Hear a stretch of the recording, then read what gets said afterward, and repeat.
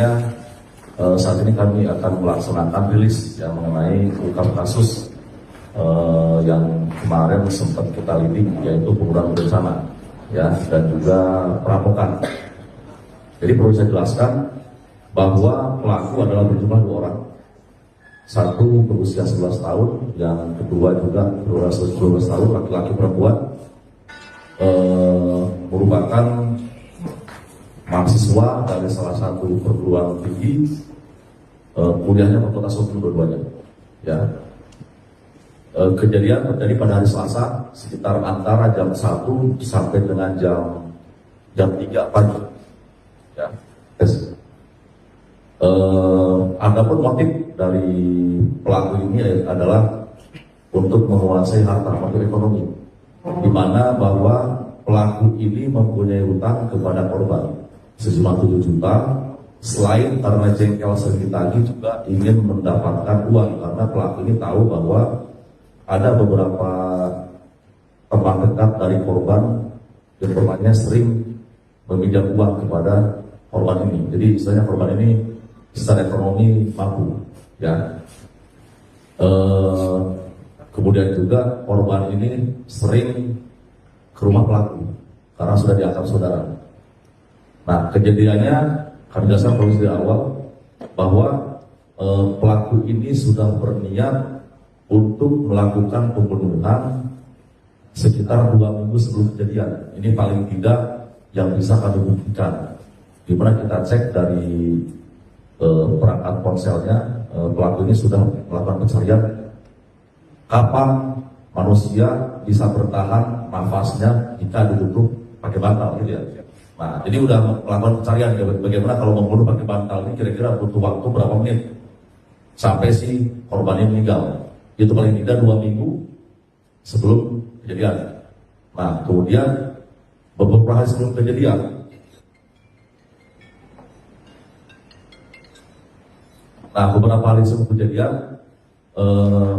pelaku ini ajak pacarnya untuk melakukan pembunuhan kepada korban. Awalnya disampaikan bahwa dia akan menagih utang dari orang tua pelaku yang dipinjam oleh korban sejumlah 40 juta. Tapi ini adalah aslinya iming-iming aja agar si pacarnya mau ikut untuk melakukan pembunuhan.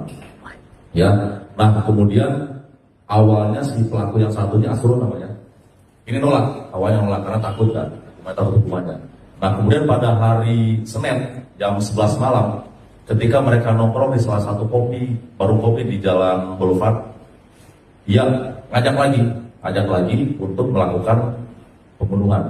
Nah kemudian pada jam 11 itu si ini yang perempuan ini, Vivi ini, ngajak Asrul untuk diantar ke rumah korban. Diantar, kemudian si Asrul kembali lagi. Emang sudah dikode, nanti datang lagi ke sini ketika si korban udah tidur.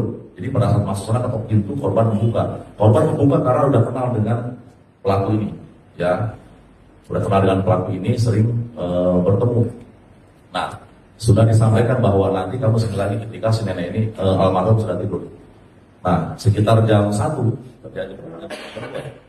ketika jam 2, jadi jam 1 berangkat ke TKP, kembali lagi ke Boulevard untuk Asrul ini. Kemudian jam 2 dikontak lagi ke sini, ini neneknya udah tidur. Nah, kemudian ketika datang ke sana sudah tidur, kemudian yang perempuan ini masuk ke kamar bersama dengan awalnya perempuan itu masuk ke dalam kamar memastikan sudah tidur atau belum. Kemudian si pelaku Asrul ini nunggu di ruang tamu. Nah, beberapa menit kemudian Asrul di WA oleh pelaku satu lagi di sini. Nah, masuk, mereka refleks nih. Yang perempuan membekap muka dari korban ini pakai bantal. Nah, sementara yang laki-laki megangin tangannya. Selesai itu, kemudian yang perempuan ngambil remote AC. Remote AC ini dipukul berkali-kali ke kepalanya korban. Nah, kemudian setelah beberapa saat Asrul mengecek korban, mengecek nadinya sudah memastikan meninggal. Kemudian Asrul keluar. Nah, yang perempuan ini masih membuka lemari mengambil sesuatu barang yang berharga. Beberapa saat kemudian si perempuan ini kembali dengan membawa tas dari lemarinya korban, kemudian keluar, diantarkan ke rumah tantenya.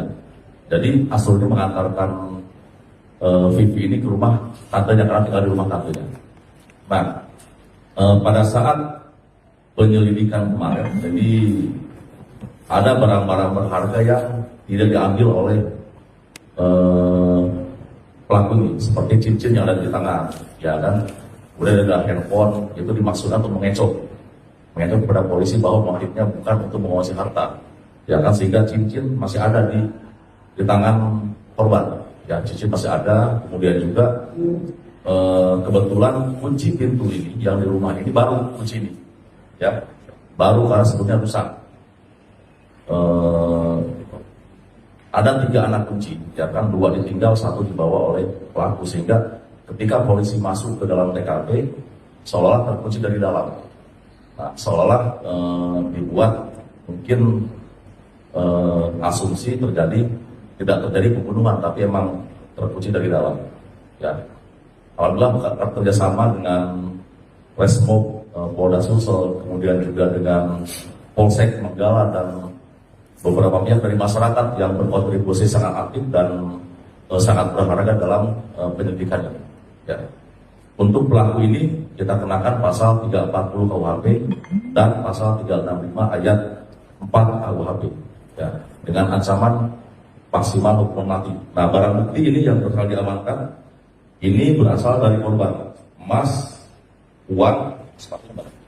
Nah, ini sepatu juga nih, sepatu yang hasil uang ini dibelikan sepatu. Nah, yang beli ini Vivi, kemudian dikasih ke Asrul sebagai hadiah. Dan ada juga uang yang sudah dikasih ke Asrul berapa satu. Kemudian ini handphone yang digunakan oleh kedua orang pelaku. Nah, itu silakan ada. Total, ya, ini setelah belanja awalnya 20 juta yang diamankan, ini setelah dibelikan dan sebagainya sisa berapa? 16.800.000, mungkin yang terbelikan 3 jutaan. Itu emasnya berapa gram? Nah, kita belum cek ini emas ini, cuman kita ini yang didapatkan ini di rumah tantenya tersangka ini. Ini termasuk kunci juga, mana kunci. Nah, ini kunci rumah juga. Ini kita geledah di rumah tempat tinggalnya pelaku, ini kuncinya. Ini emasnya jumlahnya segini. Nanti mungkin kita cek ini emas asli atau tidak, kita bawa ke Pegadaian setelah kita timbang berat.